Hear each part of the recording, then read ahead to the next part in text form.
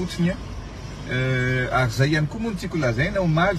ohatrany sasany moa dia mahita tsikera foana mikasika ny hoe resaka fanabeazana izany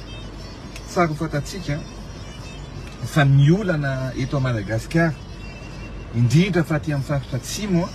dia ny zavatra tsapa ny fotom-piveloman'ny ankamaroan'ny olona dia ny fambolena nefa rehefa tsisy ny rano tsisy ny lalana ohatran'izao dia tsy misy ihany koa zany ny fidiram-bolana izy ireo nefa ny tena olana dia nakamaroany ireo renim-pianakaviana tsy ampy zany ny fidiram-bola ary teneniny zareo moa dia hoe tsisy koa ny fialam-boly dia ny zavatra misy betsaka dia misy renim-pianakaviana ohatra mbola 3 amby 20 taona ny sasany 2 amby 20 taona nefa ny zanany efa anaky 5 anaky 9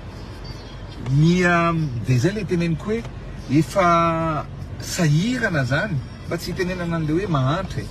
fa hoe zay zany le fahasairanana na le hoe fahantrana lasa mbola mitarika fahantrana satria tsy misy ny fanohanana ao anatin'izay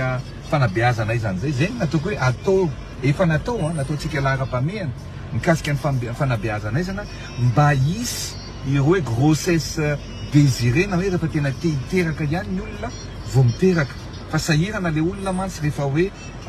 mbola tsy te hiteraka nefa lasa mitombo ny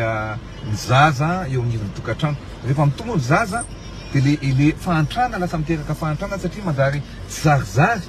ny fampianarana tsy zarizary ihany koa ny fanabeazana tsy zarizary koa ihany koa ny fitezanana ireo zaza ireo na ny famelomana na ny sakafo na ny fitsaboana an'ireo zaza ireo zay ny anaovako lahara-pameana areko moa efa mitena ny ministra ny fahasalamam-bahoaka hoe ataovy tonga ary atao maimam-pona eny anivon'ny fokontany eny anivon'ny districta ny fanabeazanay zany na io amin'ny alalan'ny pilina hoanina na io amin'ny alalan'ny tsindrona zay atao tena mila atao lahara-pameana satria zay le mampitombo loatra jereva raha makaty feno loatra ny zaza ary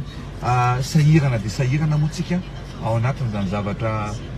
rehetrarehetra zany ny asa tsy maintsy ataotsika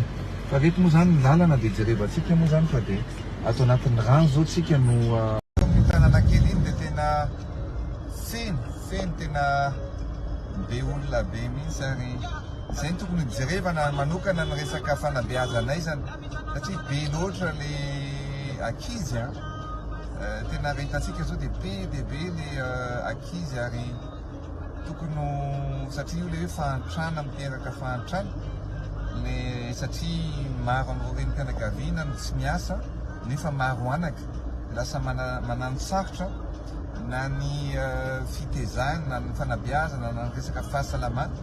dia zay zany ny tokony jerevana manokana ary zay moa nefa ataontsika lahara-pameana ihany koa ny hoe fanabeazanay zany